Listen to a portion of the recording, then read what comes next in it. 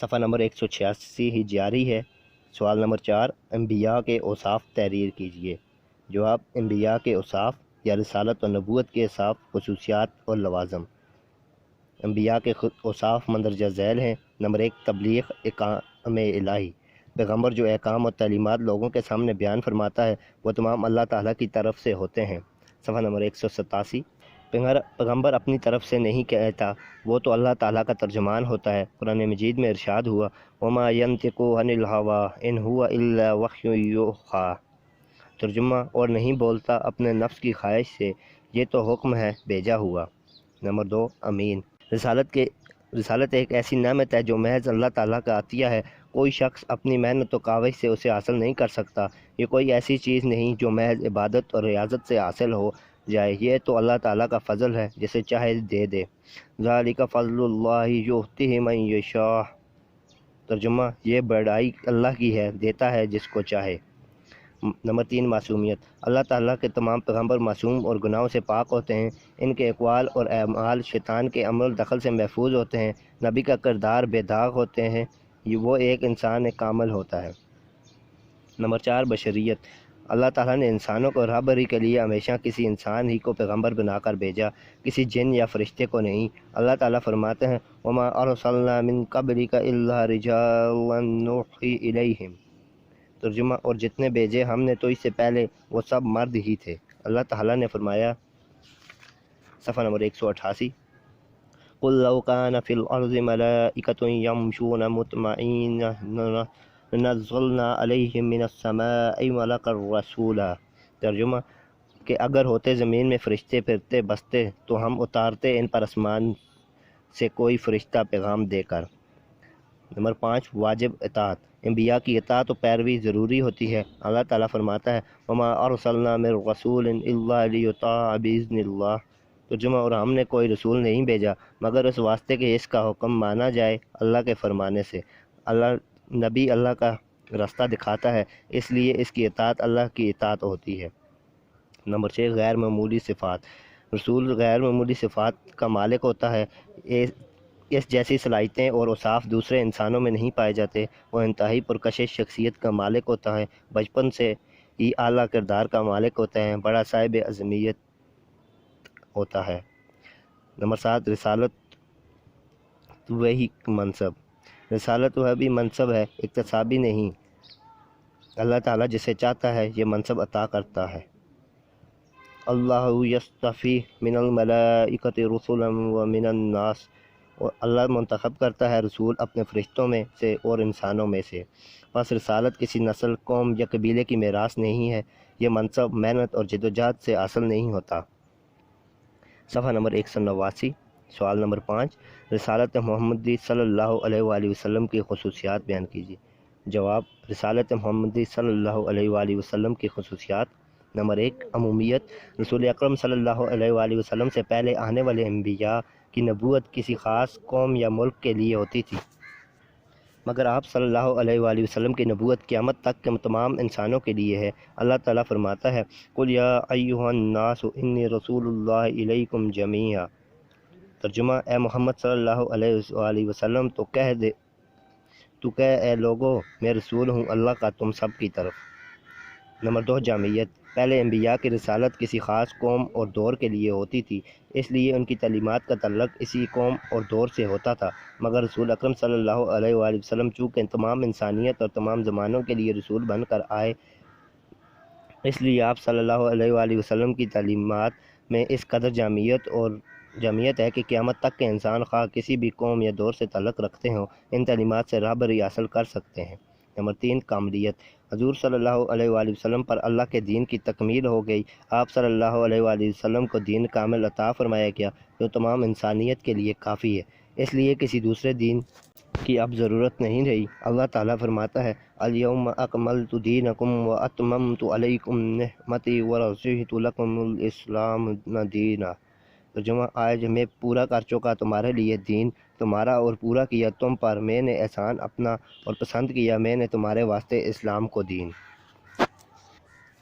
صفحہ نمبر 190، امہ گیری۔ رسول اکرم صلی اللہ علیہ وآلہ وسلم نے جو تعلیمات پیش کیں ان کی حیثیت محض نظری نہیں رکھی بلکہ خود ان پر عمل کر کے عملی زندگی میں نافذ کر کے دکھایا۔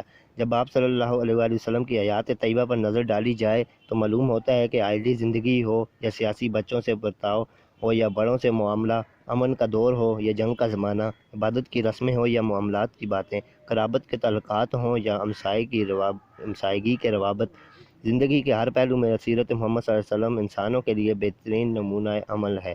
اللہ تعالیٰ فرماتے ہیں لَقَدْ كَانَ لَكُمْ فِي رَسُولِ اللَّهِ أُسْوَةٌ حَسَنَةٌ، تمہارے لیے اللہ کے رسول کی سیرت میں بہترین نمونہ ہے۔ پہلی شریعتوں کا نسخ، حضور صلی اللہ علیہ وآلہ وسلم کی شریعت نے آپ صلی اللہ علیہ وسلم سے پہلے آنے والے انبیاء کی شریعتوں کو منسوخ کر دیا۔ اب صرف شریعت محمد صلی اللہ علیہ وآلہ وسلم پر عمل کیا جائے۔ نمبر 6، حفاظت کتاب۔ پہلے انبیاء پر نازل ہونے والی کتابیں یا تو بالکل ناپید ہو چکی ہیں یا اپنی اصلی صورت میں باقی نہیں رہی، کیونکہ اس میں بڑے پیمانے پر رد و بدل ہو چکا ہے، مگر خاتم الرسول صلی اللہ علیہ وآلہ وسلم پر نازل ہونے والی کتاب قرآن کی آیات 1400 سال گزرنے کے باوجود بالکل اسی طرح صورت میں موجود ہیں جس طرح نازل ہوئی تھیں۔ اس کے ایک حرف میں بھی تبدیلی نہیں ہوئی۔ قرآن مجید نہ صرف یہ کہ تحریری طور پر موجود ہے بلکہ لاکھوں انسانوں کے سینوں میں بھی موجود ہے۔ نمبر 7، سنت نبی صلی اللہ علیہ وآلہ وسلم کی حفاظت۔ اللہ کی طرف سے رسول اکرم صلی اللہ علیہ وآلہ وسلم کی سنت کی حفاظت کا بھی عظیم انتظام کیا گیا ہے۔ ہر دور میں محدثین کرام کی ایسی جماعت موجود رہی ہے جس نے سنت نبی صلی اللہ علیہ وسلم کی حفاظت کے لیے اپنی زندگیاں وقف کر دیں۔ اللہ نے جس طرح قرآن مجید کی حفاظت کا انتظام کیا، صفحہ نمبر 191، ساتھ ساتھ سنت نبی صلی اللہ علیہ وسلم کی حفاظت کا انتظام بھی فرمایا۔ نمبر 8، ختم نبوت۔ ختم نبوت کا مفہوم یہ ہے کہ حضور آدم علیہ السلام سے نبوت کا جو سلسلہ شروع ہوا اور یکے بعد دیگر کئی انبیاء آئے، کچھ کے پاس اپنی علیحدہ آسمانی کتب اور مستقل شریعتیں تھیں اور کچھ اپنے سے پہلے انبیاء کی کتب اور شریعتوں پر عمل پیرا تھے۔ یہ سلسلہ محمد رسول صلی اللہ علیہ وآلہ وسلم پر آ کر ختم ہو گیا۔ آپ صلی اللہ علیہ وآلہ وسلم ایک جامع اور ہمیشہ رہنے والی کتاب نازل ہوئی اور آپ صلی اللہ علیہ وسلم کو ایک کامل شریعت دی گئی۔ آپ صلی اللہ علیہ وآلہ وسلم آخری نبی ہیں۔ آپ پر دین کی تکمیل ہوئی اور آپ کی شریعت نے پہلی تمام شریعتوں کو منسوخ کر دیا۔ آپ صلی اللہ علیہ وآلہ وسلم کے بعد اب کسی قسم کا کوئی دوسرا نبی نہیں آئے گا۔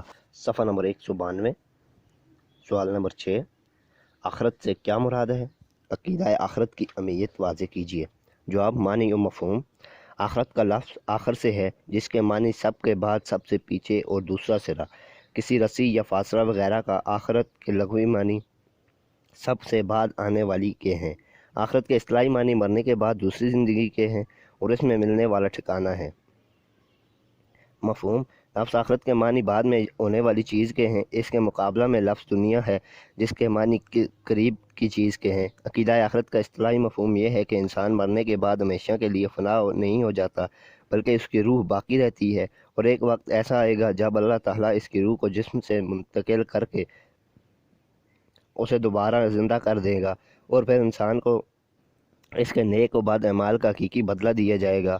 نیک لوگوں کو ایک ایسی جگہ عنایت کی جائے گی جو اللہ کی نعمتوں سے بھرپور ہوگی، اس کا نام جنت ہے، اور برے لوگ ایک انتہائی اذیت ناک جگہ میں رہیں گے جس کا نام جہنم ہے۔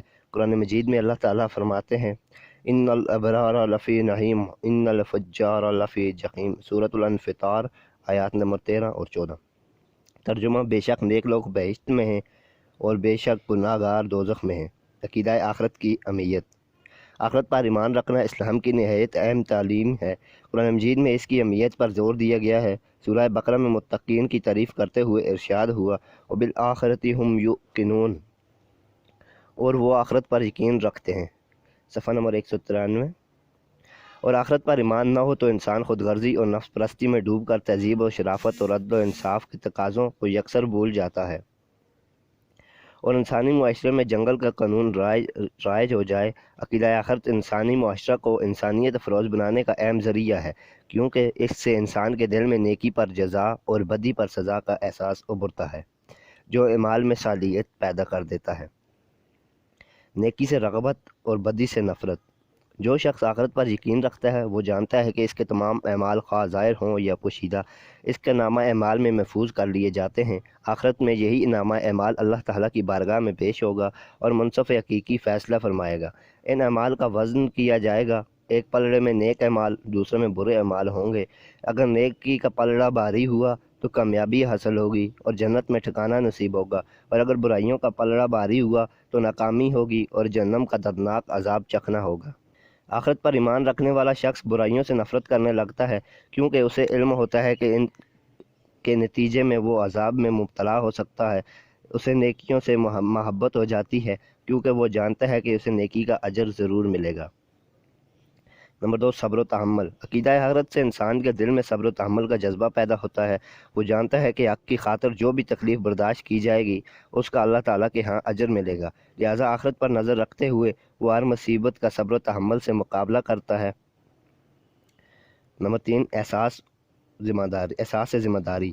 آخرت پر ایمان رکھنے سے انسان میں احساس ذمہ داری پیدا ہو جاتا ہے، کیونکہ وہ جانتا ہے صفحہ نمبر 194، کیونکہ وہ جانتا ہے کہ اپنے فرائض میں کوتاہی کرنا جرم ہے جس پر آخرت میں سزا ملے گی، لہٰذا پوری ذمہ داری سے اپنے فرائض ادا کیے جائیں۔ آہستہ آہستہ یہ احساس اس قدر پختہ ہو جاتا ہے کہ انسان اپنا ہر فرض پوری دیانتداری سے سر انجام دینے لگتا ہے، خواہ اس کا تعلق بندوں کے حقوق سے ہو یا خدا کے حقوق سے۔ نمبر 4، مال خرچ کرنے کا جذبہ۔ عقیدہ آخرت انسان کے دل میں یہ جذبہ پیدا کرتا ہے کہ حقیقی زندگی صرف آخرت کی زندگی ہے، لہٰذا اس دولت سے لگاؤ رکھنا چاہیے جو اس زندگی کو کامیاب بنائے۔ چنانچہ مومن جتنا بھی دولت مند ہو جائے اس قدر زیادہ سخاوت اور فیاضی کرتا ہے، کیونکہ وہ جانتا ہے کہ اللہ کی راہ میں خرچ کرنے سے اس کی آخرت کی زندگی سنور جائے گی۔ نمبر 5، بہادری اور سرفروشی۔ ہمیشہ کے لیے مٹ جانے کا ڈر انسان کو بزدل بنا دیتا ہے، مگر جب دل میں یقین موجود ہو کہ اس دنیا کی زندگی چند روز کی ہے، پائیداری اور دائمی زندگی آخرت کی ہے، تو انسان نہ ڈر ہو جاتا ہے۔ وہ اللہ کی راہ میں جان قربان کرنے سے بھی نہیں کتراتا۔ وہ جانتا ہے کہ راہ حق میں جان کا نذرانہ پیش کرنے سے وہ ہمیشہ کے لیے فنا نہیں ہو جائے گا، بلکہ آخرت کی کامیابی اور پرمسرت زندگی حاصل کرے گا۔ چنانچہ یہ عقیدہ مومن کے دل میں جذبہ سرفروشی پیدا کر کے معاشرے میں امن اور نیکی پھیلنے کے رائے ہموار کر دیتا ہے۔ نمبر 6، اسلام کا اساسی عقیدہ۔ عقیدہ آخرت اسلام کا اساسی عقیدہ ہے۔ توحید اور رسالت کی طرح اس کے بارے میں کسی شک و شبہ میں مبتلا رہنا اسلام اور ایمان کے یکسر منافی ہے۔ نمبر 7، انبیاء کی دعوت کا نقطۂ آغاز۔ قرآن کریم میں جن انبیاء کے حالات بیان ہوئے ہیں ان سے معلوم ہوتا ہے کہ ہر نبی نے توحید، رسالت اور آخرت کے عقیدہ کو ہمیشہ اپنی دعوت کا نقطۂ آغاز قرار دیا۔ صفحہ نمبر 195۔ نمبر 8، تمام مذاہب میں موجود۔ عقیدہ آخرت وہ عقیدہ ہے جو دنیا کے تمام مذاہب میں کسی نہ کسی شکل میں پایا جاتا ہے۔ ایسا لگتا ہے کہ آخرت کا خیال فطری طور پر ہر شخص کے اندر گاڑ دیا گیا ہے جب سے انسان اس دنیا میں بسنے لگا ہے، یا کم از کم جب سے اس کی تاریخ کسی تاریخ سے بھی معلوم ہوتی ہے۔ خدا اور آخرت کا عقیدہ یا ان کا کچھ نہ کچھ تصور ہمیشہ انسانوں میں موجود رہا ہے۔ نمبر 9، قرآن کریم میں بیان۔ عقیدہ آخرت اسلام کا تیسرا بنیادی اصول ہے۔ قرآن کریم میں آخرت کا بیان اتنی جگہ اور اتنی آیات میں ہوا ہے کہ مجموعی طور پر یہ توحید اور رسالت کے بیان سے بھی زیادہ بنتا ہے۔ الف، قرآن کریم میں 24 مقامات پر ایمان کا ذکر صرف اللہ اور آخرت پر ایمان کہہ کر کیا گیا ہے۔ نمبر 2، قرآن کریم میں آخرت کا ذکر الیوم الآخر 24 جگہ آیا ہے اور لا آخرت 112 جگہ آیا ہے۔ نمبر 3، اس کے علاوہ یوم البعث جی اٹھنے کا دن، یوم الحسرت حسرت کامل، یوم الحساب حساب کا دن، یوم الفصل قطعی فیصلہ کا دن، یوم الحق برحق کا دن وغیرہ 20 کے قریب ناموں سے اس کا ذکر ہے۔ حضور اکرم صلی اللہ علیہ وآلہ وسلم نے جبرائیل علیہ السلام کے سوال کے جواب میں ایمان کی تعریف کرتے ہوئے فرمایا، ایمان یہ ہے کہ اللہ پر، اس کے فرشتوں پر اور اس کی کتابوں پر اور اس کے رسولوں پر اور آخرت پر ایمان رکھے۔ صفحہ نمبر 196، سوال نمبر 7، منکرین آخرت کے شبہات اور ان کا قرآنی جواب تحریر کیجیے۔ جواب، منکرین آخرت کے شبہات اور ان کا قرآنی جواب۔ نمبر 1، شبہات منکرین۔ مشرکین مکہ عقیدہ آخرت کے منکر تھے۔ اس سلسلے میں ان کے شبہات یہ تھے، وقالوا اذا ضللنا فی الارض انا لفی خلق جدید۔ ترجمہ، اور کہتے ہیں کہ کیا ہم زمین میں نیست و نابود ہوں گے تو کیا کہیں پھر ہم نئے جنم میں آئیں گے۔ من یحیی العظام وہی رمیم۔ ترجمہ، کون زندہ کرے گا ہڈیوں کو جبکہ وہ بوسیدہ ہو گئی ہوں۔ صفحہ نمبر 196 ہی جاری ہے، لہٰذا ان نحیی الا حیاتنا الدنیا وما نحن بمبعوثین۔ ہمارے لیے زندگی نہیں مگر یہی دنیا کی، اور ہم کو پھر نہیں زندہ ہونا۔ کفار مکہ کا اعتراض بڑا سائنٹیفک قسم کا تھا۔ وہ کہتے تھے کہ جب انسان کی ہڈیاں گل سڑ جائیں گی، وہ زمین میں نیست و نابود ہو جائیں گے، تو وہ دوبارہ کیسے زندہ کیا جائے گا؟ اللہ تعالیٰ کا جواب: اللہ تعالیٰ نے ان کے شبہات کو دور کرتے ہوئے فرمایا، تم پہلے موجود نہ تھے، تمہیں اللہ نے موجود کیا، جو قادر مطلق تمہیں پہلے موجود کرنے پر قادر ہے، وہ تمہارے مر جانے کے بعد تمہیں دوبارہ زندگی بخشنے پر بھی قادر ہے۔ وَهُوَ الَّذِي يَبْدَأُ الْخَلْقَ ثُمَّ يُعِيدُهُ۔ ترجمہ: اور وہی ہے جو پہلی بار بناتا ہے پھر اس کو دہرائے گا۔ صفحہ نمبر 197۔ قُلْ يُحْيِي الَّذِي أَنشَأَ أَوَّلَ مَرَّةٍ۔ ترجمہ: تو کہہ ان کو زندہ کرے گا جس نے بنایا ان کو پہلی بار۔ كُنْتُمْ أَمْوَاتًا فَأَحْيَاكُمْ ثُمَّ يُمِيتُكُمْ يُحْيِيكُمْ ثُمَّ إِلَيْهِ تُرْجَعُونَ۔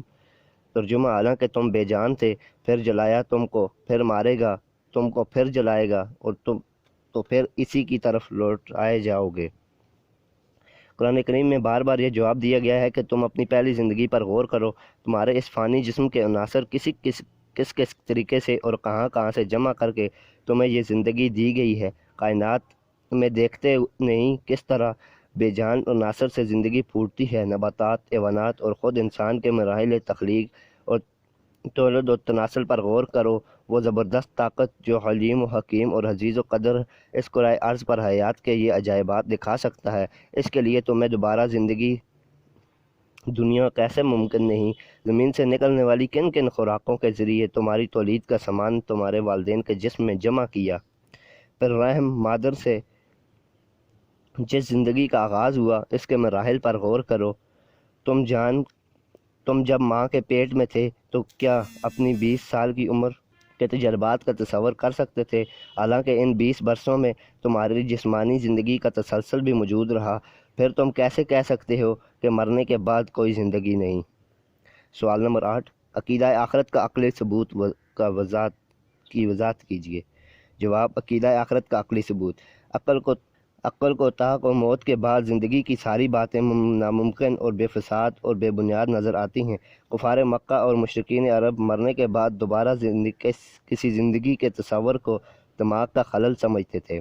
وہ سب سے زیادہ عقیدہ آخرت اور حیات بعد الموت کو جھٹلاتے تھے۔ نمبر 1، یہ ایک حقیقت ہے کہ انسان اس کرۂ ارض پر رہنے والی تمام مخلوقات سے بہتر اور افضل ہے۔ صفحہ نمبر 198۔ اس کی حیرت انگیز جسمانی، ذہنی اور روحانی صلاحیتیں موجود ہیں۔ اگر نظریہ ارتقاء کو مان لیا جائے تب بھی یہ زندگی کی سب سے زیادہ ارتقاء یافتہ صورت ہے، تو کیا اس کا موت کے ذریعے بالکل ضائع ہو جانا عقلاً قابل قبول ہے؟ کیا یہ سارا ارتقاء اللہ اور انسان کی ساری استعداد ایک فعل عبث ہے؟ نمبر 2، کائنات کی ہر چیز کا کوئی نہ کوئی مقصد ہے، کوئی چیز بیکار نہیں۔ اور غور کیجئے، انسان کو کائنات کی ہر شے کی ضرورت ہے، مگر انسان کی ضرورت کس کو ہے؟ ہر چیز انسان کے بغیر رہ سکتی ہے، مگر انسان زمین، ہوا اور پانی کے بغیر نہیں رہ سکتا۔ تو کیا یہ عقل کی بات ہے کہ یہ مخلوق انسان، جس کے لیے گویا سب کچھ بنایا گیا ہے، یہ خود بیکار محض ہو؟ انسانی ذہن اس کو قبول نہیں کرتا۔ عقل ہی کہتی ہے کہ ہر حضرت انسان کے لیے یقیناً ستاروں سے آگے جہاں اور بھی ہیں۔ نمبر 3، انسانوں کے اندر نیکی و بدی یا اچھائی برائی کا ایک فطری تصور موجود ہے۔ اجتماعی عقل انسانی یعنی تمام قوموں اور ملکوں کے بعض کاموں کے برابر ہونے اور بعض کاموں کے اچھا ہونے پر متفق ہیں۔ اس بنیاد پر مختلف قوموں میں جرم اور سزا اور قانون اور انصاف کے پیمانے بنائے گئے ہیں۔ اس کے ساتھ ہم یہ اکثر دیکھتے ہیں کہ بعض انسان ساری دنیا کے رائے میں برے کام کرتے ہیں، مگر پوری زندگی میں وہ کسی قانون و انصاف کی گرفت میں نہیں آتے، مر کر یہ بھی خاک ہو گئے۔ دوسری طرف کچھ لوگ ایسے بھی ہوتے ہیں جو زندگی بھر تمام اچھے کام کرتے ہیں، جنہیں ساری دنیا اچھے کام کہتی ہے، مگر پوری زندگی میں وہ انہیں کوئی داد نہیں دیتا، نہ ہی کوئی انعام پاتے ہیں، نہ شہرت۔ اپنی نیکی کا انہیں کوئی دینوی فائدہ نہیں پہنچتا، یہ بھی مر کر خاک ہو جاتے ہیں، دونوں برابر ہو گئے، وہ بھی خاک اور یہ بھی خاک، پاک اور ناپاک ایک انجام۔ عقل اسے کیسے تسلیم کرے؟ انسانی ضمیر اور فطرت کا تقاضا ہے کہ کوئی ایسا نظام انصاف ہونا چاہیے جہاں نیکی اور بدی کو پرکھ کر آخری اور مکمل نتائج سامنے لائے جائیں۔ یہی ہے عقیدہ آخرت کا فکری تقاضا اور عملی ثبوت۔ صفحہ نمبر 199۔ قرآن پاک میں اللہ تعالیٰ فرماتے ہیں ام نجعل الذین آمنوا وعملوا الصالحات کالمفسدین فی الارض ام نجعل المتقین کالفجار۔ ترجمہ، کیا ہم ایمان لانے اور اچھے کام کرنے والوں کو ان جیسا کر دیں جو زمین میں بگاڑ پھیلاتے ہیں، یا ہم پرہیزگاروں کو نافرمانوں شریروں کے برابر کر دیں؟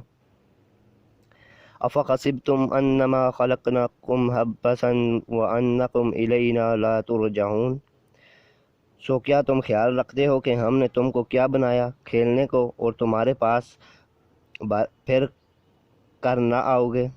جب عقل اس پہلو پر سوچتی ہے تو یہ بات تسلیم کرنے پر مجبور ہو جاتی ہے کہ آخرت کی زندگی برحق ہے، جس میں سب لوگوں کو ان کے اعمال کی جزا و سزا ملے گی۔ نیک لوگوں کو ان کے اعمال کا بہت اچھا بدلہ ملے گا اور مجرموں کو سخت سزا ملے گی، سوائے ان کے جن کو اللہ تعالیٰ معاف فرما دے۔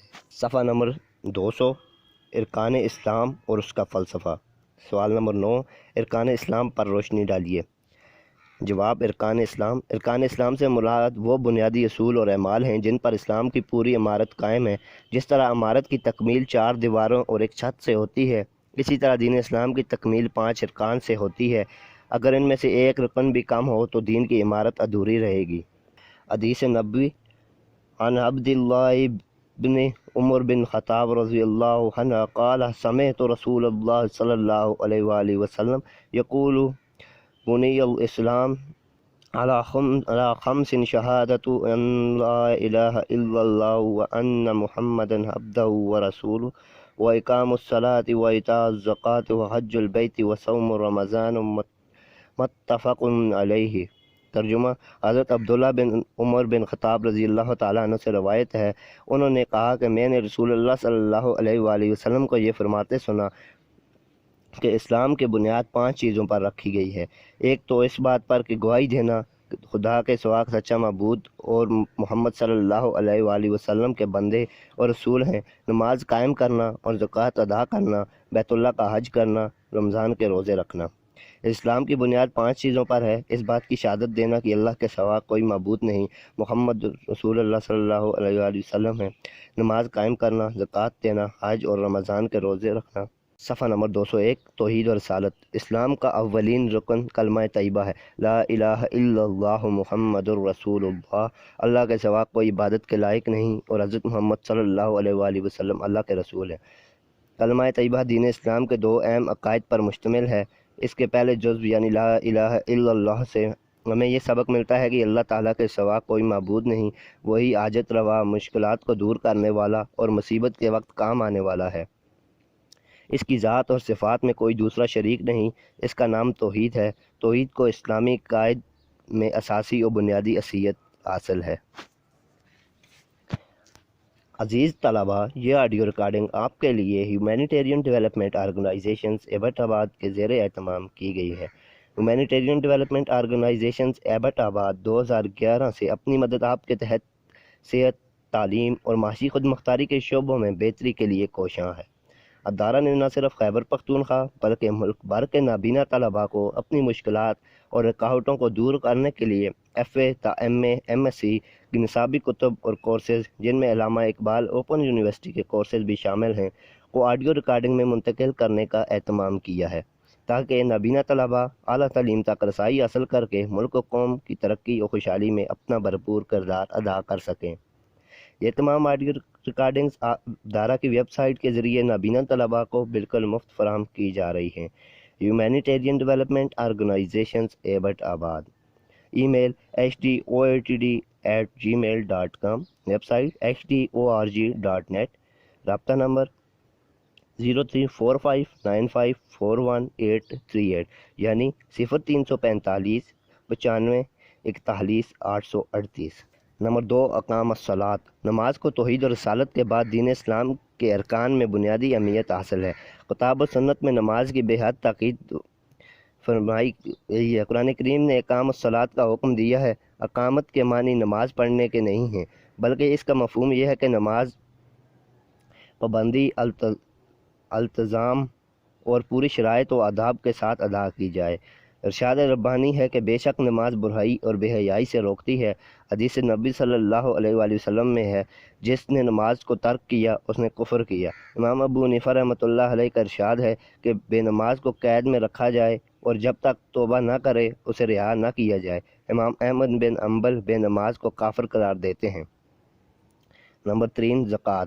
اسلامی شریعت میں زکوٰۃ اس مال کو کہتے ہیں جو ایک صاحب حیثیت انسان سال بھر کے مال یا رقم پر ایک خاص تناسب سے اللہ کی راہ میں خرچ کرتا ہے۔ اللہ تعالیٰ نے ہر مالدار مسلمان پر فرض کیا ہے کہ اگر اس کے پاس مال کی ایک مقررہ مقدار ہو اور اس پر پورا ایک سال گزر جائے تو وہ اس میں سے 2.5% اپنے کسی رشتہ دار یا کسی محتاج، کسی نو مسلم، کسی مسافر یا کسی قرضدار شخص کو دے دے۔ اس طرح اللہ تعالیٰ نے امیروں کی دولت میں غریبوں کے لیے ایک حصہ رکھا ہے۔ صفحہ نمبر 202 مقرر کر دیا ہے کہ زکوٰۃ کا سب سے بڑا فائدہ ہے کہ دولت سمٹ کر ایک ہی جگہ جمع نہیں ہوتی بلکہ گردش کرتی رہتی ہے۔ اس طرح زکوٰۃ کے ذریعے امراء و غرباء کے طبقات میں توازن و اعتدال پیدا ہو جاتا ہے۔ نمبر 4، روزہ۔ اسلام میں روزہ سے مراد صبح صادق سے لے کر غروب آفتاب تک کھانے پینے کی مباشرت کرنے اور دیگر خواہشات کو دبانے کا نام ہے۔ یہ ہر عاقل بالغ پر فرض ہے۔ قرآن کریم نے روزے کی حکمت یہ بیان کی ہے کہ روزہ انسان کو پرہیزگار بناتا ہے۔ روزے سے صبر و تحمل، جفا کشی اور نادار لوگوں سے تعاون و ہمدردی کے جذبات پیدا ہوتے ہیں۔ ارشاد ربانی ہے، اے ایمان والو، تم پر پہلے لوگوں کی طرح روزے فرض کیے گئے ہیں تاکہ تم متقی بن جاؤ۔ قیامت کے دن روزہ دار کی سفارش کرے گا۔ نمبر 5، آج۔ اللہ تعالیٰ اور اس کے رسول صلی اللہ علیہ وآلہ وسلم کے بتائے ہوئے طریقوں کے مطابق مقررہ اوقات میں بیت اللہ کی زیارت اور دیگر عبادت اور رسومات کی ادائیگی کا نام حج ہے۔ حج عمر بھر میں ایک مرتبہ ادا کرنا فرض ہے، بشرطے کہ وہ شخص سفر اور اپنے متعلقین کی ضروری اخراجات برداشت کر سکے۔ حج حضرت ابراہیم علیہ السلام خلیل اللہ کی یاد تازہ کرتا ہے اور امت میں اطاعت اور یکجہتی کی روح کو برقرار رکھتا ہے۔ آج اہل اسلام کا سالانہ عالمی اجتماع ہے۔ اس فرض کو انکار کفر ہے۔ ارشاد نبی صلی اللہ علیہ وآلہ وسلم ہے کہ جس شخص کو حج سے روکنے کے لیے کوئی رکاوٹ نہ تھی اس نے حج نہ کیا، وہ حج سے پہلے مر گیا تو اسلام میں اس کی موت کا کوئی غم نہیں، وہ یہودی مرے یا عیسائی۔ صفحہ نمبر 202 ہی جاری ہے۔ نمبر 2، نماز۔ نماز سے کیا مراد ہے، اس کی اہمیت اور فوائد تحریر کیجیے۔ جواب، نماز کلمہ طیبہ کے بعد اسلام کا دوسرا رکن نماز ہے۔ اسلام ایک مکمل اور جامع نظام حیات ہے۔ صفحہ نمبر 203 وہ اپنے پیروکاروں کو چند اعتقادات ہی دے دینے پر اکتفا نہیں کرتا بلکہ ان کی پوری زندگی ان کو ان اعتقادات کے سانچے میں ڈالنے کے لیے عبادات کا ایک نظام مقرر کرتا ہے جو نماز، زکوٰۃ اور حج پر مشتمل ہے۔ ان میں سے سب سے اہم جز نماز ہے۔ عربی زبان میں نماز کو صلاۃ کہتے ہیں۔ صلاۃ کے معنی دعا کے ہیں اور اصطلاح شریعت میں نماز ایک خاص طریقہ ہے جو رسول اکرم صلی اللہ علیہ وآلہ وسلم نے مسلمانوں کو بتایا ہے۔ نماز جنت کی کنجی ہے۔ یہ امیر و غریب، بوڑھے جوان، مرد و عورت، بیمار و تندرست ہر ایک پر فرض ہے۔ نماز کی اہمیت، القرآن، وَأَقِیمُوا الصَّلَاةَ وَآتُوا الزَّکَاةَ وَارْکَعُوا مَعَ الرَّاکِعِینَ، اور تم نماز قائم کرو اور زکوٰۃ دو رکوع کرنے والوں کے ساتھ شریک رکوع و سجود ہو جاؤ۔ نمبر 2، وَأَقِیمُوا الصَّلَاةَ وَلَا تَکُونُوا مِنَ الْمُشْرِکِینَ، ترجمہ، نماز قائم رکھو نماز اور مت ہو شرک کرنے والوں میں۔ وَأَقِیمُوا الصَّلَاةَ لِذِکْرِی، میری یاد کے لیے نماز قائم کرو۔ احادیث، رأس الامر الاسلام وعمودہ الصلاۃ، دین کی اصل بنیاد خدا اور رسول کے سامنے سر تسلیم خم کر دینا ہے اور اس کی عمارت کا ستون نماز ہے۔ الصلاۃ عماد الدین، نماز دین کا ستون ہے۔ صفحہ نمبر 204 نماز کی اس قدر اہمیت کی وجہ یہ ہے کہ نماز مخلوق کا اپنے دل، زبان اور ہاتھ پاؤں سے اپنے خالق کے سامنے عبودیت اور بندگی کا اظہار ہے۔ قرآن بتاتا ہے کہ نماز قائم کرنے والے فلاح پاؤ گے اور اسے ترک کرنے والے ذلت اور خواری کا شکار ہوں گے۔ ایک آیت میں مذکور ہے کہ جب عذاب کے فرشتے جہنمیوں سے عذاب پانے کی وجہ دریافت کریں گے تو وہ اپنے جہنم میں پھینکے جانے کی ایک وجہ بتائیں گے۔ قالوا لم نک من المصلین، وہ بولیں گے ہم نہ تھے نماز پڑھتے۔ دل اور زبان سے اللہ کو معبود تسلیم کرنے کے بعد اس کے سب سے اہم حکم نماز کی ادائیگی سے انحراف ایک طریقے سے خدا تعالیٰ کو معبود ماننے سے انکار کے برابر ہے۔ اس لیے نبی کریم صلی اللہ علیہ وآلہ وسلم نے فرمایا، من ترک الصلاۃ متعمدا فقد کفر، جس نے جان بوجھ کر نماز چھوڑی اس نے کافرانہ روش اختیار کی۔ رسول کریم صلی اللہ علیہ وآلہ وسلم کا ارشاد ہے، اول ما سئل عن الصلاۃ، قیامت کے روز سب سے پہلے نماز کا حساب لیا جائے گا۔ نماز کے فوائد۔ نماز مومن کی معراج۔ نماز میں مومن اپنی زندگی اور اللہ تعالیٰ کی عظمت و کبریائی کے اعتراف کرتا ہے۔ مومن ہاتھ باندھ کر نہایت ادب و احترام سے بارگاہ الہی میں کھڑا ہوتا ہے، رکوع کی حالت میں خوب جھکتا ہے، سجدے کی حالت میں اپنی پیشانی زمین پر رکھ دیتا ہے۔ اس طرح نماز بندہ مومن کی حق تعالیٰ سے ملاقات ہے، بلکہ معراج ہے۔ صفحہ نمبر 205۔ اخوت و مساوات کا سبق۔ نماز مسلمانوں کو ہمدردی، محبت اور مساوات کا سبق دیتی ہے۔ باجماعت نماز سے امیر و غریب، بادشاہ، گدھا، عالم، جاہل کے باہمی فاصلے ختم ہو جاتے ہیں اور ان میں بھائی چارہ پیدا ہو جاتا ہے۔ ایک ہی صف میں کھڑے ہو گئے محمود و ایاز، نہ کوئی بندہ رہا نہ کوئی بندہ نواز۔ نمبر 3، طہارت۔ نماز انسان کے جسم اور لباس کو پاک صاف رکھتی ہے، کیونکہ نماز کے لیے طہارت ضروری ہے۔ نمازی اس کا خیال رکھتا ہے۔ برائیوں کا خاتمہ۔ نماز میں بار بار دربار الہی میں حاضری، اسلامی اور عہد وفاداری کے اظہار سے بے حیائی اور غلط باتوں کا قلع کما ہو جاتا ہے۔ اس لیے قرآن مجید میں سورہ عنکبوت آیت نمبر 45 میں اللہ تعالیٰ فرماتے ہیں کہ نماز بے حیائی اور برے کاموں سے روکتی ہے۔ نمبر 5، اللہ کا بندہ ہونے کا احساس۔ اللہ تعالیٰ کے سامنے بندہ کی دن میں 5 بار حاضری اس کے دل میں یہ احساس تازہ کرتی ہے کہ وہ اللہ کا بندہ ہے۔ بندگی کا یہ احساس متواتر نماز پڑھنے سے ایک مسلمان کی فطرت ثانیہ بن جاتا ہے اور اس کی پوری زندگی تعمیل احکام کا عملی نمونہ بن جاتی ہے۔ اللہ تعالیٰ کے ساتھ ہونے کا احساس۔ دن میں 5 مرتبہ قرب خداوندی کا احساس مسلمان کو یقین دلاتا ہے کہ اللہ تعالیٰ ہر وقت اس کے ساتھ ہے، وہ کبھی خود کو تنہا محسوس نہیں کرتا۔ اللہ تعالیٰ کے ساتھ ہونے کا احساس اسے گناہ کے کاموں سے روکتا ہے اور اس کے دل میں ہر قسم کا خوف اور غم دور کرتا ہے۔ صفحہ نمبر 206۔ نماز کی غرض و غایت کیا ہے؟ نماز کی غرض و غایت خدا کی یاد تازہ کرنا۔ نماز کی روحانی غرض و غایت دلوں میں خدا کی یاد تازہ کرتا ہے، اور مسلمانوں کی صحیح عبادت یہ ہے کہ انسان کو خدا کی بندگی اور اطاعت کی پوری مشق دلائی جائے اور اسے پابندی کے ساتھ ذکر الہی کا عادی بنایا جائے۔ نمبر 2، خوف خدا پیدا ہونا۔ مسلسل نماز کی ادائیگی سے دل میں خوف خدا پیدا ہو جاتا ہے اور نماز کی روح گناہوں اور بدکاریوں کے سیاہ دبوں سے پاک ہو جاتی ہے۔ انسان کے اعمال و اخلاق کی اصلاح ہوتی ہے۔ اللہ تعالیٰ نے نماز کی ایک خاصیت یہ بھی بیان فرمائی ہے، ان الصلاۃ تنہی عن الفحشاء والمنکر، بے شک نماز بے حیائی اور بدکاری سے روکتی ہے۔ نمبر 3، تقوی پیدا کرنا۔ نماز کی غرض و غایت مسلمان کے دل میں تقوی، پرہیزگاری، خدا خوفی اور خدا ترسی پیدا کرنا ہے۔ جب ایک مسلمان خشوع و خضوع سے بارگاہ رب العزت میں حاضری دیتا ہے تو وہ زندگی میں تقوی اختیار کرے گا، اس سے تنہائی میں بھی گناہ سرزد نہیں ہوگا۔ نمبر 4، طہارت و پاکیزگی۔ نماز طہارت و پاکیزگی پیدا کرتی ہے۔ نماز کے لیے نمازی کا لباس، اس کا جسم، نماز کی جگہ پاک و صاف ہونا ضروری ہے۔ نماز پڑھنے والے مسلمان کا لباس اور جسم صاف رہتا ہے، اس لیے اس کا دل صفائی اور نور سے بھر جاتا ہے۔ دوسرا، وہ جراثیم سے بھی بچا رہتا ہے۔ صفحہ نمبر 207۔ دل میں روح کی پاکیزگی۔ نماز کی سب سے بڑی غرض و غایت یہ ہے کہ یہ دل اور روح کو پاکیزہ کر کے اس کو نیک امور کی طرف مائل کرتی ہے اور برائیوں سے باز رکھتی ہے۔ نمبر 6، مساوات اور برابری۔ نماز سے مسلم معاشرہ میں مساوات اور برابری کا جذبہ پروان چڑھتا ہے۔ امیر و غریب، حاکم و محکوم، غلام و آقا، خادم و مخدوم یکساں طور پر شانہ بشانہ، دوش بدوش بارگاہ الہی میں جمع ہوتے ہیں۔ حسب و نسب، رنگ و نسل وغیرہ تمام امتیازات سے بے نیاز ہو کر صرف تقوی اور پرہیزگاری کے لحاظ سے ایک دوسرے کا اہتمام کیا جاتا ہے۔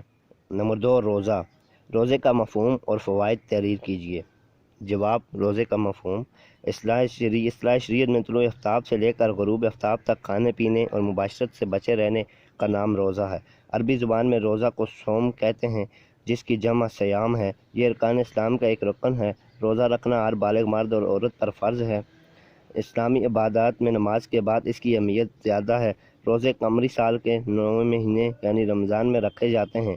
اللہ تعالیٰ ارشاد فرماتا ہے، فَمَن شَهِدَ مِنْکُمُ الشَّهْرَ فَلْیَصُمْهُ، پس تم میں سے جس شخص اس مہینے کو پا لے وہ ضرور پورے مہینے کے روزے رکھے۔ نمبر 1، فرضیت۔ اللہ تعالیٰ نے روزوں کو فرضیت کا اعلان 2 ہجری میں اس طرح کیا، یا ایھا الذین آمنوا کتب علیکم الصیام کما کتب علی الذین من قبلکم لعلکم تتقون۔ صفحہ نمبر 208۔ ترجمہ: اے مومنو، تم پر روزہ فرض کیا گیا ہے جس طرح تم سے پہلی امتوں پر فرض کیا گیا ہے، تاکہ تمہارے اندر تقوی پیدا ہو سکے۔ یہ آیت اس بات کی نشاندہی کرتی ہے کہ روزے امت محمدیہ پر ہی فرض نہیں ہوئے بلکہ سابقہ امتوں پر بھی فرض تھے۔ البتہ روزہ کے احکام، تعداد اور روزے رکھنے کے زمانہ میں اختلاف رہا۔ یہودیوں پر سال میں 40 دن کے روزے فرض تھے۔ قوم نوح سارا سال روزے رکھتی تھی۔ حضرت داؤد کی قوم 1 دن روزہ رکھتی، 1 دن چھوڑتی۔ نصارہ پر 40 دن کے علاوہ اور بھی اوقات میں روزے فرض تھے۔ شریعت محمدی میں پورے مہینے کے روزے فرض ہوئے۔ نمبر 3، روزہ کی فضیلت۔ روزے کی بڑی فضیلت ہے۔ ارشاد ربانی ہے، فمن شہد منکم الشہر فلیصمہ، پس تم میں سے جو شخص اس مہینے کو پا لے وہ ضرور پورے مہینے کے روزے رکھے۔ حدیث حضرت صلی اللہ علیہ وسلم کا ارشاد ہے، من صام رمضان ایمانا واحتسابا غفر له ما تقدم من ذنبہ۔ بخاری و مسلم۔ ترجمہ: جس شخص نے رمضان کے روزے محض اللہ کے لیے ثواب سمجھ کر رکھے، اس کے پہلے گناہ بخش دیے گئے۔ نمبر 2، کل عمل ابن آدم لہ الا الصوم فانہ لی وانا اجزی بہ۔ اللہ تعالیٰ فرماتے ہیں کہ انسان کا ہر عمل اس کا ہوتا ہے مگر روزہ میرے لیے ہے اور میں اسی کا بدلہ دوں گا۔ تیسری جگہ حضور صلی اللہ علیہ وسلم کا ارشاد ہے، صفحہ نمبر 209، الصوم جنۃ۔ ترجمہ: روزہ دنیا میں گناہ اور آخرت میں دوزخ سے بچانے والی ڈھال ہے۔ حضور اکرم صلی اللہ علیہ وآلہ وسلم نے فرمایا، جب تم میں سے کوئی روزہ کے ساتھ ہو تو نہ شہوت رانی کرے نہ حجالت کی باتیں کرے۔ اگر کوئی اس سے لڑے یا گالی گلوچ کرے تو کہے میں روزے سے ہوں۔ نمبر 5، آپ صلی اللہ علیہ وآلہ وسلم نے فرمایا، قسم ہے اس ذات کی جس کے قبضہ میں میری جان ہے کہ تم کو روزہ دار کے منہ میں ہوا کی مشک کی خوشبو سے بہتر ہے۔ روزہ دار میرے لیے اپنی خواہشات اور کھانا پینا ترک کرتا ہے، لہٰذا روزہ میرے لیے ہے اور میں خود اس کی جزا ہوں۔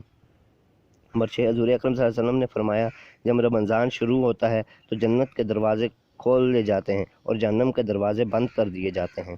روزے کے فوائد۔ بندگی کا نمونہ۔ روزہ سے انسان قانون الہی کا پابند رہ کر اپنی بندگی کا عملی نمونہ پیش کرتا ہے جس کے لیے اس کو اللہ تعالیٰ نے پیدا فرمایا ہے۔ اس طرح انسان حق تعالیٰ کی رضامندی حاصل کر کے بے حساب ثواب کا مستحق بن جاتا ہے۔ یگانگت کا فروغ۔ ایک ہی وقت میں ملت اسلامی ایک ہی عبادت میں مصروف رہنا باہمی یگانگت کے فروغ کا سبب بنتا ہے۔ اس اعتبار سے نبی کریم صلی اللہ علیہ وآلہ وسلم نے ماہ رمضان کو مساوات اور غم گساری کا مہینہ قرار دیا ہے۔ صفحہ نمبر 210، جذبہ ہمدردی۔ مہینہ بھر بھوکا پیاسا رہ کر انسان کو دوسروں کی بھوک پیاس کا احساس ہوتا ہے اور دل میں ناداروں کے لیے ہمدردی کا جذبہ پیدا ہوتا ہے۔ لذت اور قوت۔ ماہ رمضان میں دن بھر بھوک اور پیاس کو ضبط کرنے سے ایک طرف افطار کے بعد انسان مادی لذتوں سے لطف اندوز ہوتا ہے، دوسری طرف جسم کو آرام مل کر اور معدہ صاف ہو کر اس کی زائل شدہ قوت بحال ہو جاتی ہے۔ پرہیز و احتیاط۔ روزہ جسم اور روح دونوں کے لیے خاص پرہیز و احتیاط کا نام ہے۔ اس سے انسان میں ضبط نفس، صبر و استقلال اور محنت و جفاکشی کے احساس پیدا ہوتے ہیں۔ نمبر 6، قناعت و ایثار۔ روزہ انسان میں قناعت و ایثار پیدا کرتا ہے۔ وہ کم سے کم غذا پر اکتفا کر لیتا ہے، خود نہ کھا کر دوسروں کو کھلانے کی کوشش کرتا ہے۔ امیروں میں غریبوں کے لیے حقیقی ہمدردی کا جذبہ پیدا ہوتا ہے۔ صفحہ نمبر 210 جاری ہے۔ سوال نمبر 13، روزے کے مقاصد یا غرض و غایت پر روشنی ڈالیے۔ جواب، روزے کے مقاصد یا روزے کی غرض و غایت۔ نمبر 1، اصول تقوی۔ ارشاد ربانی ہے، یا ایھا الذین آمنوا کتب علیکم الصیام کما کتب علی الذین من قبلکم لعلکم تتقون۔ اے ایمان والو، تم پر روزے فرض کیے گئے ہیں جیسے تم سے پہلے لوگوں پر فرض کیے گئے تھے تاکہ تم پرہیزگار بنو۔ صفحہ نمبر 211۔ اس آیت سے جہاں روزے کا فرض ہونا ثابت ہے وہاں اس کو فرض کرنے کی حکمت بھی معلوم ہوتی ہے، اور وہ حکمت اصول تقوی ہے۔ تقوی کا مفہوم پرہیزگاری ہے۔ تقوی دل کی اس کیفیت کا نام ہے جو انسان کو برائیوں سے روکتی ہے اور نیکیوں کی طرف راغب کرتی ہے۔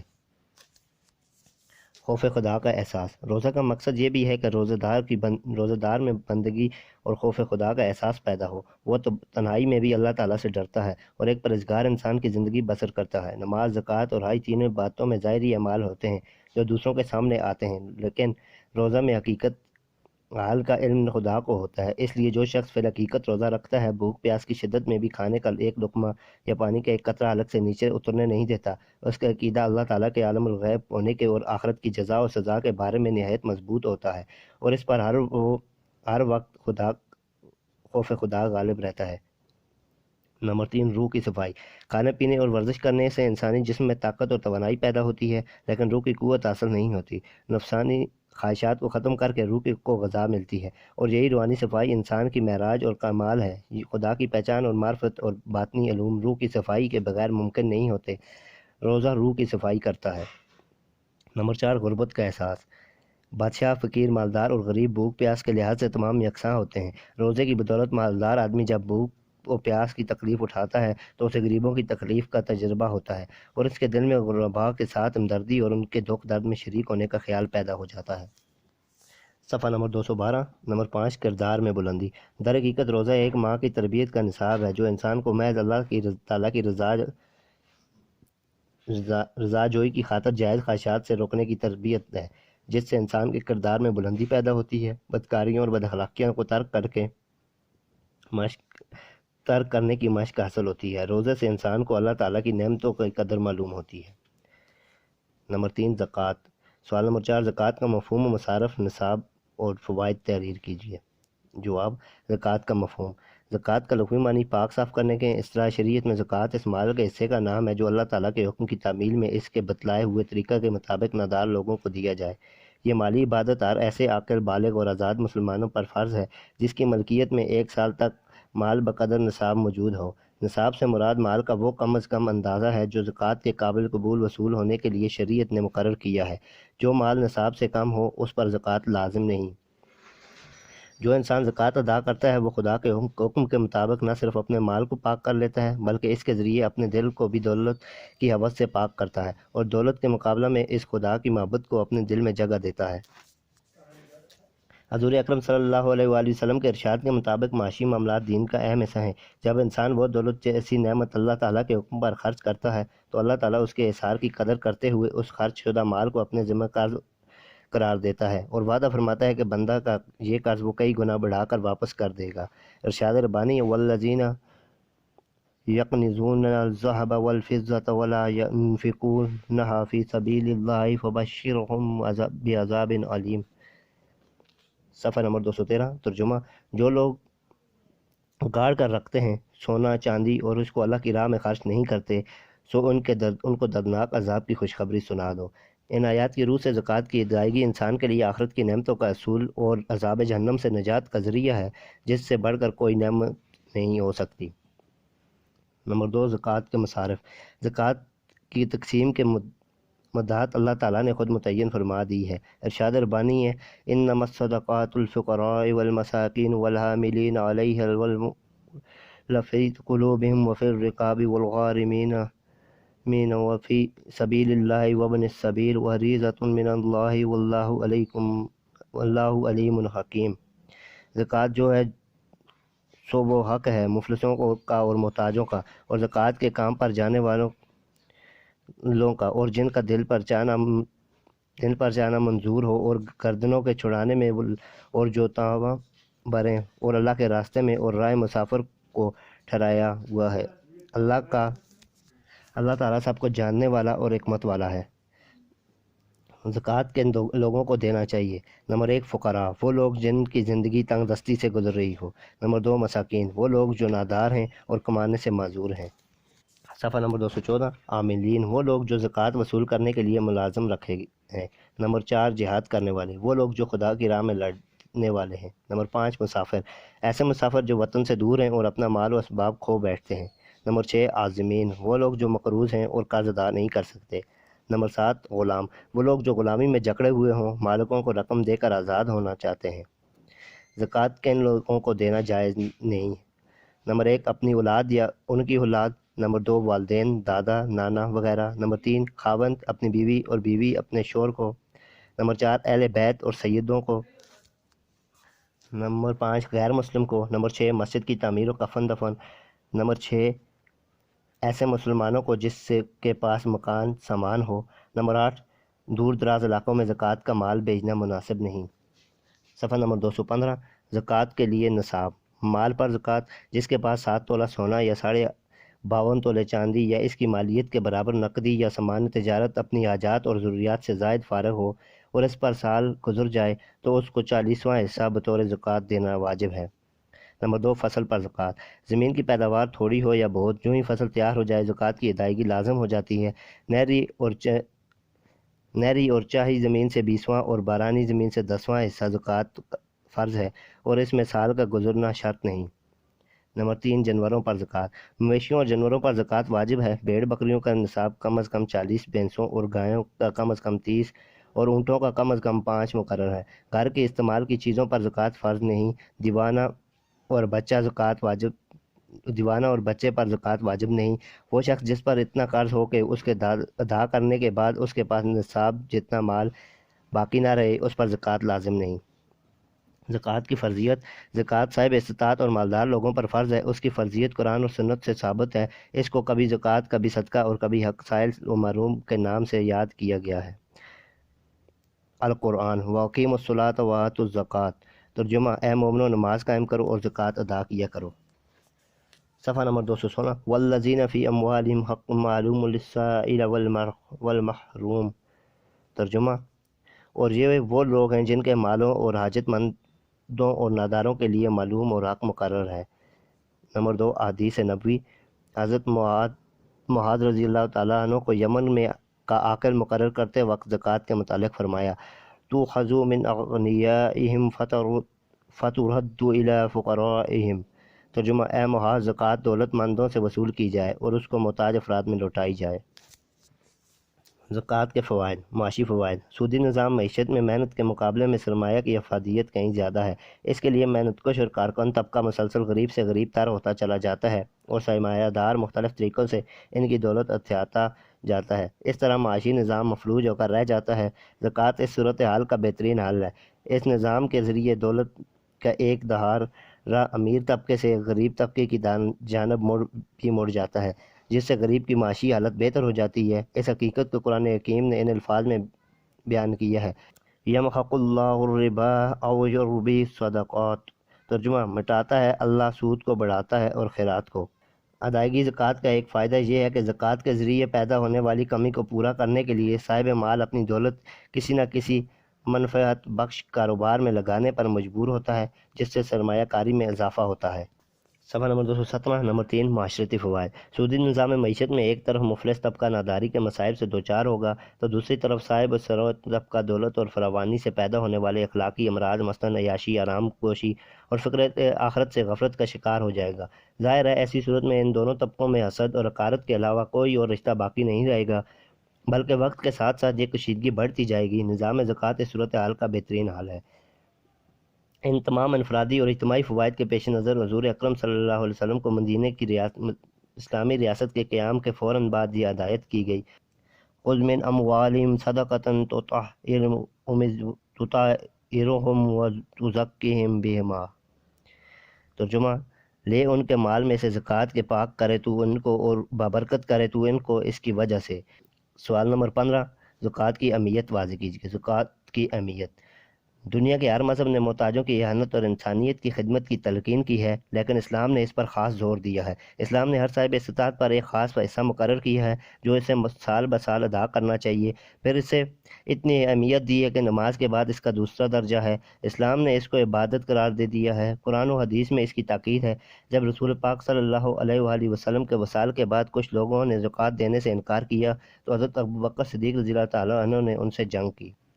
شریعت محمدی صلی اللہ علیہ وآلہ وسلم میں زکوٰۃ ادا کرنے پر بڑی تاکید کی ہے۔ ارشاد ہوتا ہے، صفحہ نمبر 218 وَأَقِیمُوا الصَّلَاةَ وَآتُوا الزَّکَاةَ، ترجمہ نماز قائم کرو اور زکوٰۃ ادا کرتے رہو۔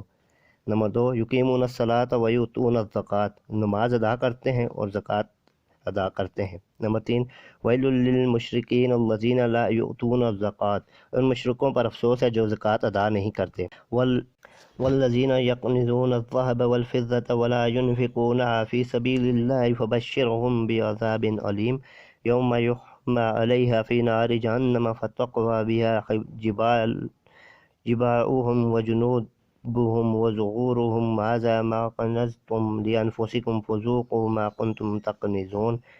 ترجمہ، وہ لوگ جو سونا چاندی جمع کرتے ہیں اسے اللہ کی راہ میں خرچ نہیں کرتے، انہیں دردناک عذاب کی خوشخبری سناؤ، جس دن اسی سونے اور چاندی کو دوزخ کی آگ میں پتا کر ان کے ہاتھوں، پہلوؤں اور پیٹھوں کو داغا جائے گا، اور ان سے کہا جائے گا کہ یہ ہے جو تم نے اپنے لیے دنیا میں جمع کیا تھا، اب اپنے جمع کیے کا مزہ چکھو۔ حدیث نبی، مذکورہ بالا قرآنی آیات کے علاوہ نبی کریم صلی اللہ علیہ وسلم کی بے شمار حدیثیں موجود ہیں جن میں زکوٰۃ کی اہمیت اور ادائیگی پر مختلف طریقوں سے تاکید کی گئی ہے۔ نمبر 1، آپ صلی اللہ علیہ وآلہ وسلم نے فرمایا کہ جس شخص کو اللہ تعالیٰ مال دے اور اس میں سے زکوٰۃ ادا نہ کرے، قیامت کے دن اس کا مال اژدہا بن کر توپ کی طرح اس کے گلے میں ڈال دیا جائے گا، وہ اس کے دونوں جبڑوں کو ڈسے گا اور کہے گا کہ میں تیرا مال ہوں، میں تیرا خزانہ ہوں۔ صفحہ نمبر 219۔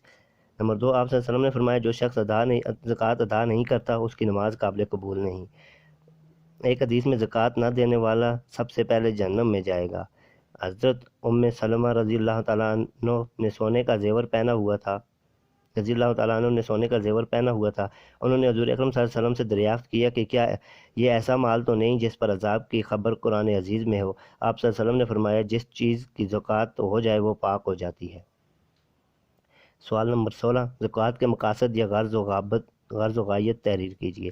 زکوٰۃ کے مقاصد یا اس کی غرض و غایت۔ نمبر 1، احصار اور مالی قربانی۔ زکوٰۃ کے ذریعے انسان کے احصار اور مالی قربانی کے جذبہ کو پرکھا جاتا ہے، کیونکہ اسلام کی خدمت تبلیغ کا صحیح حق وہی فراغ حوصلہ، عالی ظرف اور پاک نیت افراد زکوٰۃ ادا کرتے ہیں جو کسی شکریہ اور معاوضہ کی توقع کیے بغیر اپنی پسند کا بہترین مال راہ خدا میں دینے پر آمادہ ہوتے ہیں۔ نمبر 2، غرباء و مساکین کی امداد۔ زکوٰۃ کا ایک مقصد یہ ہے کہ اس کے ذریعے غریبوں اور حاجت مندوں کی مدد ہوتی ہے اور ان کی حاجات اور ضروریات کا احساس پروان چڑھتا ہے۔ حضور اکرم صلی اللہ علیہ وآلہ وسلم نے فرمایا کہ زکوٰۃ دولتمندوں سے لے کر غریبوں اور حاجت مندوں کو دی جائے۔ نمبر 3، باہمی الفت۔ زکوٰۃ مسلمانوں کے امیر و غریب طبقہ میں باہمی الفت و محبت پیدا کرتی ہے اور اس طرح اسلامی معاشرہ کو تقویت ملتی ہے، نیز انسان میں عالمگیر اخوت و بھائی چارہ اور ہمدردی کا جذبہ پرورش پاتا ہے۔ زکوٰۃ ادا کرنے سے وہ اخلاقی قوت اور طاقت پیدا ہوتی ہے جو مال کی محبت کو رافت اور شفقت پر غالب آنے نہیں دیتی، ورنہ دولت کا بے حد جمع ہو جانا انسان کو متکبر اور مغرور بنا دیتا ہے۔ صفحہ نمبر 220، رضا الہی کا حاصل ہونا۔ راہ خدا میں مال صرف کرنے سے اللہ تعالیٰ کی رضا اور خوشنودی حاصل ہوتی ہے اور مسلمان اللہ تعالیٰ کا مخلص فرمانبردار اور اطاعت شہار بندہ بن جاتا ہے۔ نمبر 5، گداگری کا خاتمہ۔ گداگری اور بھیک مانگنے کی رسم قطعی طور پر ختم کر دینا زکوٰۃ کی حقیقی روح ہے۔ نمبر 6، احساسات ملی کا بیدار ہونا۔ زکوٰۃ کی ادائیگی سے قومی اور اجتماعی ضروریات کو پورا کرنے کا ذوق و شوق اور جذبہ پروان چڑھتا ہے اور احساسات ملی بیدار ہو جاتے ہیں۔ بخل و کنجوسی کا خاتمہ۔ ادائیگی زکوٰۃ مسلمان کو نہ صرف بلند نگاہ اور دلیر بناتی ہے بلکہ اس کا جذبہ بخل و کنجوسی ختم ہو جاتا ہے، مال کی الفت و محبت، لالچ و طمع اور تنگ ظرفی اور تنگ دلی دور ہو جاتی ہے۔ تزکیہ نفس۔ زکوٰۃ جہاں مال کو پاک و صاف کرتی ہے وہاں دلوں کو بھی پاکیزگی بخشتی ہے۔ نمبر 9، اتحاد و یگانگت۔ زکوٰۃ امیر و غریب کے درمیان فطری حد تک یکسانیت اور اتحاد و یگانگت پیدا کرنے کا واحد ذریعہ ہے۔